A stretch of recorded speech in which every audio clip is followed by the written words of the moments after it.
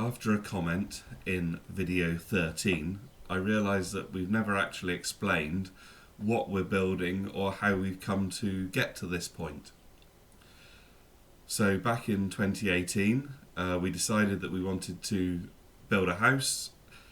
Spent many years watching Grand Designs and thinking about having a go at doing that ourselves.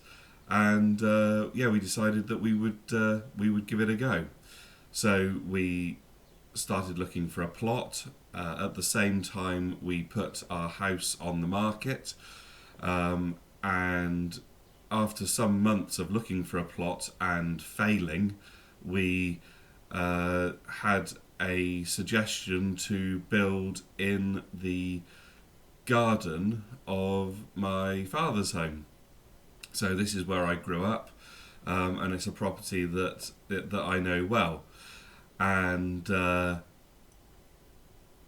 existing house was far to one boundary of the property, and there was a large rhododendron bush which has pretty much secured a plot-sized bit of land at the property.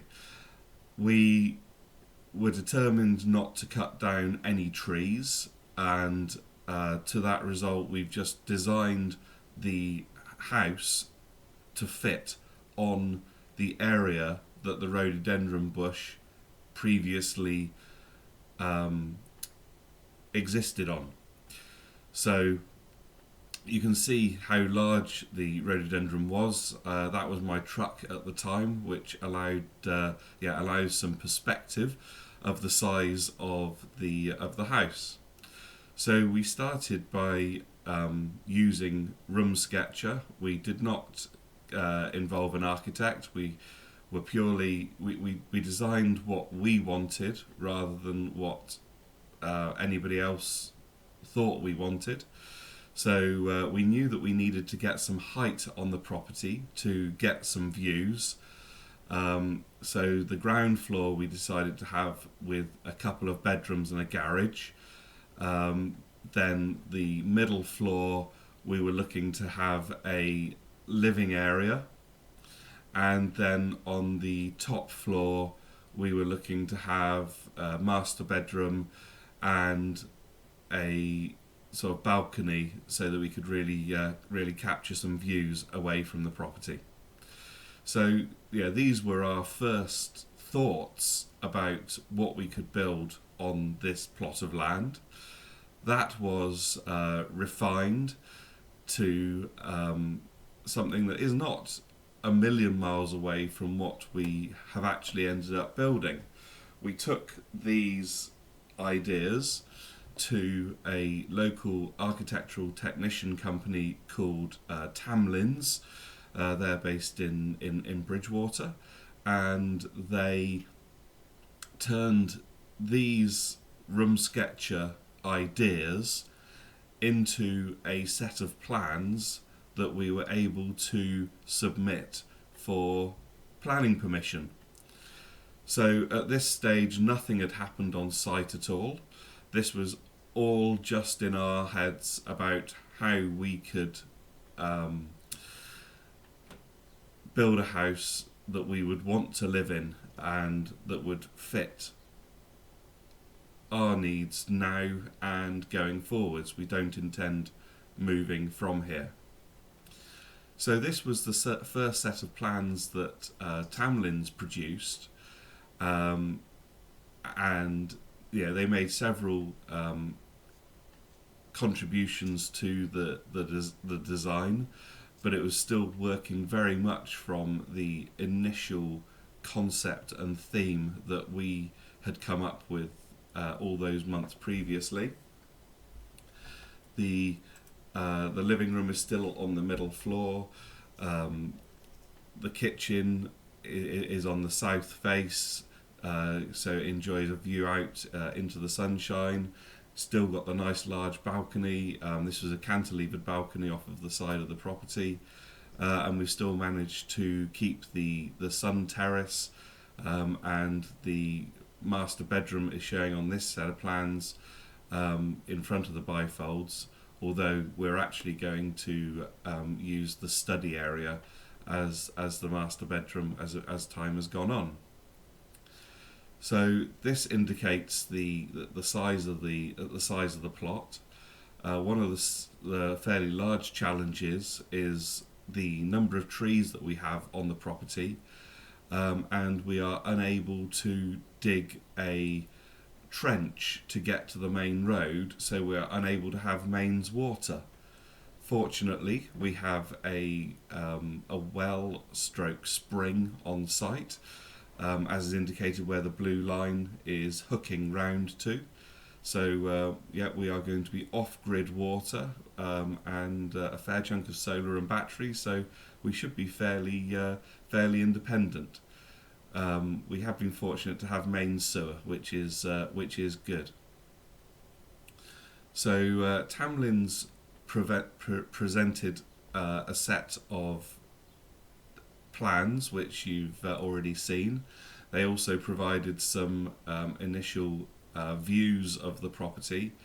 All of this was done pre-planning permission, and this is what we took to the planning meeting to help explain what we were looking to build in the location. We completed the planning permission in the end of January 2019. That's when we actually got the planning approval, and we then started clearing the site immediately, and we also looked to firm up the plans into a set of building plans that we could take forward into the build. We started working with one ICF supplier, but we didn't have a great experience with the structural engineers that they suggested. I then contacted Quad Lock or Quad Deck in Canada because I really liked the look of the concrete floors that they provided. They put me back in touch with Quad Lock in the UK, and I ended up using Quad Lock for the whole project, and they suggested a structural engineer who I'll put a link in the video, who was great and has worked with us throughout the project. He's been down to site. He was in one of the earlier videos when we fitted the chute connectors for the cantilever balcony. So once we had all the plans completed for the build phase, then we were able to to move on into the build, and yeah, these plans, which date back to 2019, are what we are working to now, and there's been very little in the way of modification from them. The cantilever balcony is going to be installed next week. That's the metalwork that you can see in the bottom right of the plan there now, and yes, this is where we are up to. So to cover off some of the other questions that were in the comments section, I am not a builder. I'm reasonably practical. I've worked as a project manager and in operations for 30 odd years, and I like to work things out, and I've enjoyed working out this project.